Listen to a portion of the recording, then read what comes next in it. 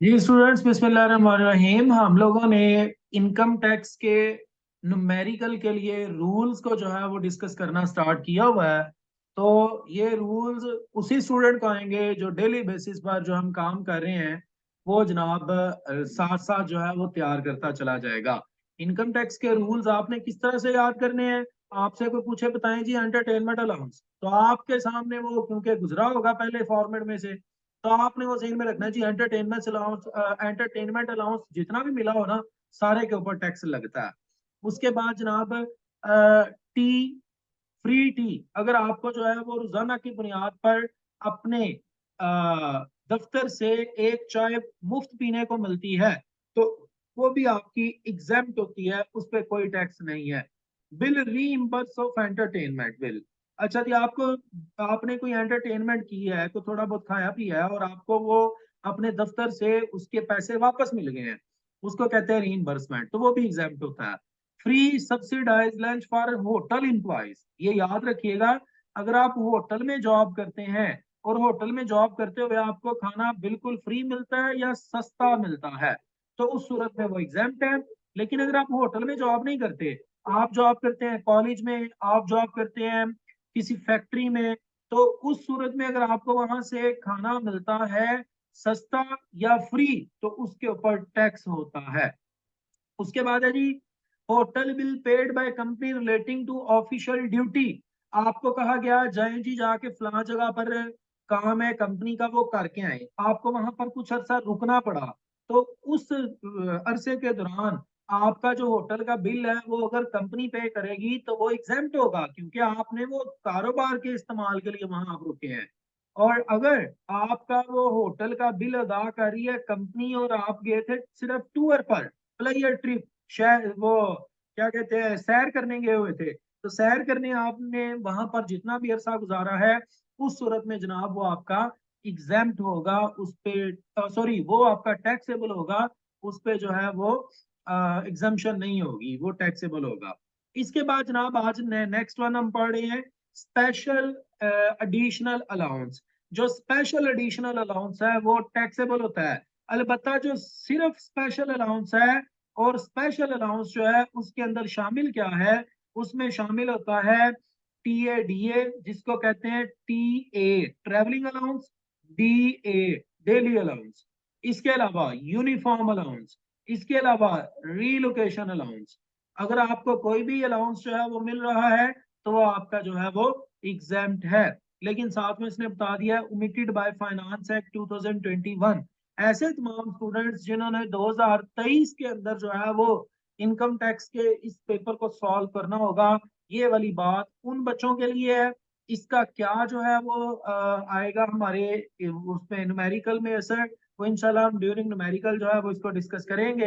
अलबत्ता जो स्टूडेंट इस वक्त, क्योंकि मेरे साथ कुछ स्टूडेंट्स जो हैं वो ओवरसीज स्टूडेंट हैं जिन्होंने एनुअल 2022 अभी देना है, तो उनके लिए मेरा बेटा ये बात है कि उनके लिए ये जो लिखा है ना ओमिटेड बाय फाइनेंस एक्ट 2021, इसका कोई जो है वो अमल दखल नहीं है।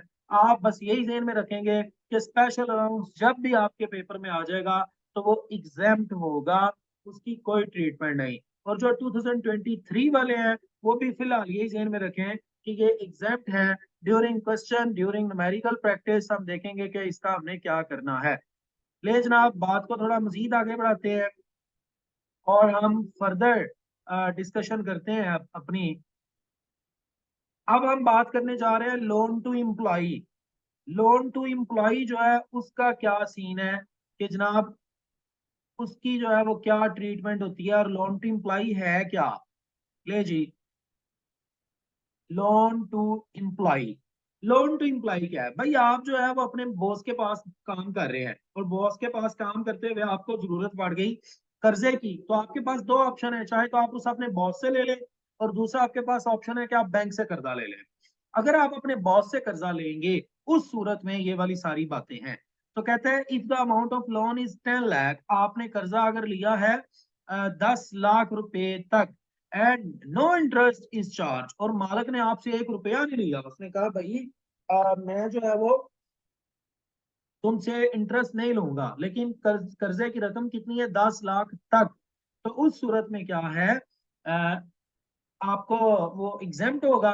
लेकिन if the amount of loan is more than 10 lakh and जो टैक्स है, सॉरी, उसने उसके ऊपर जो आपसे इंटरेस्ट लिया है वो उसने चार्ज नहीं किया, तो फिर जो है वो ये जो है वो ट्रीटमेंट होगी। दोबारा रिपीट कर रहा हूँ, आपने बॉस से कर्जा लिया कितना, 10 लाख रुपए तक, और बॉस ने आपसे उसके ऊपर कोई इंटरेस्ट नहीं लिया, तो ये एग्जाम्प्ट होगा, इसकी कोई जो है वो टैक्स ट्रीटमेंट नहीं होगी। लेकिन अगर आपने कर्जा ले लिया बॉस से 10 लाख रुपए से ज्यादा, अबव 10 लाख, तो फिर उस सूरत में टैक्स ट्रीटमेंट होगी। और वो टैक्स ट्रीटमेंट क्या होगी?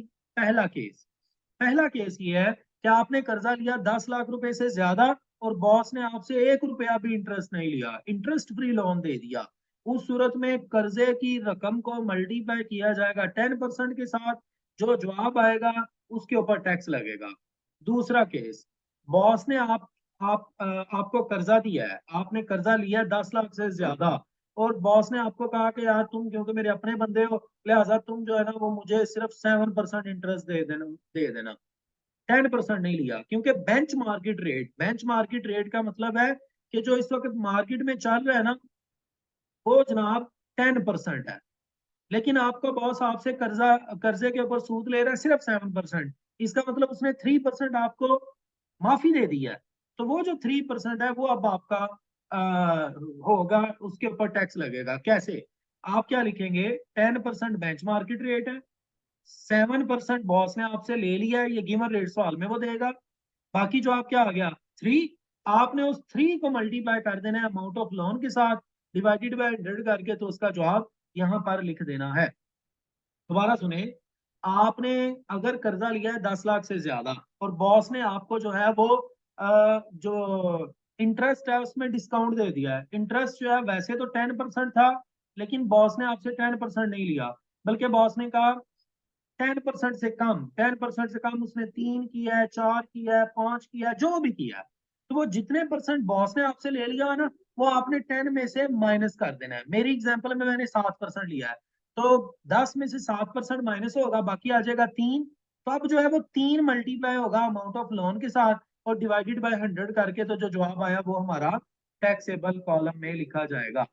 उसके बाद जी, अगर बॉस ने आपसे इंटरेस्ट लिया है मोर देन 10% या इक्वल टू 10%, तो उस सूरत में भी कोई टैक्स ट्रीटमेंट नहीं होगी, क्योंकि ऑलरेडी बॉस इतना इंटरेस्ट ले चुका है कि जितना मार्केट में चल रहा था, लिहाजा इसकी हमने कोई ट्रीटमेंट नहीं करनी।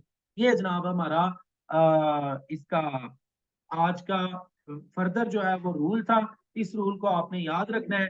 पिछले रूल्स को आप जो है वो वीडियोस मैंने अपलोड की हुई हैं यूट्यूब पे, वहां से भी देख सकते हैं। और ये जो है वो फर्दर था, इंशाल्लाह इससे आगे जो है वो मूव करेंगे। कीप वॉचिंग आपका बतारी ऑफिशियल।